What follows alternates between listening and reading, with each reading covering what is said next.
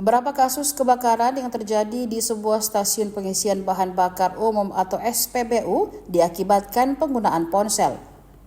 Seperti peristiwa mobil jenis SUV yang hangus terbakar di SPBU 7490991 Amesangeng, Kelurahan Madukeleng, Kabupaten Wajo, Sulawesi Selatan pada Selasa 14 Januari 2025.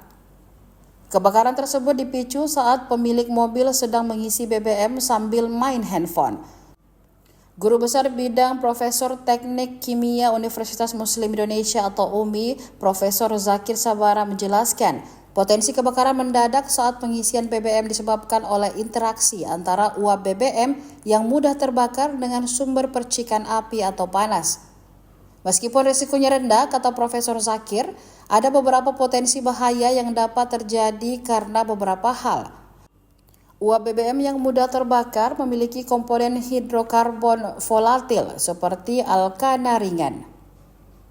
Ketika ia bercampur dengan udara membentuk campuran yang mudah meledak jika mencapai batas konsentrasi eksplosif dan terkena percikan api. Potensi kebakaran lainnya karena elektronika, HP, dan juga potensi percikan listrik. Handphone mengandung rangkaian elektronik yang beroperasi menggunakan listrik. Jika perangkat mengalami malfungsi seperti baterai panas atau rusak, dapat menjadi percikan listrik yang bisa memicu kebakaran. Proses komunikasi sinyal handphone juga dapat memicu uap BBM yang berada di dalam rentang eksplosif, walaupun itu juga berpotensi kecil. Mantan Dekan FTI UMI itu menambahkan, potensi kebakaran lainnya adalah elektrostatik dari pergerakan tubuh.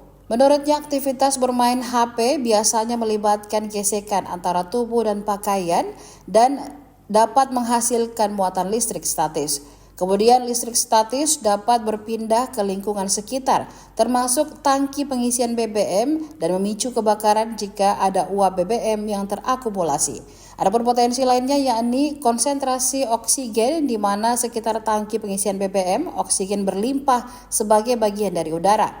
Kombinasi oksigen, uap BBM, dan sumber panas atau percikan api dapat menyebabkan reaksi pembakaran mendadak.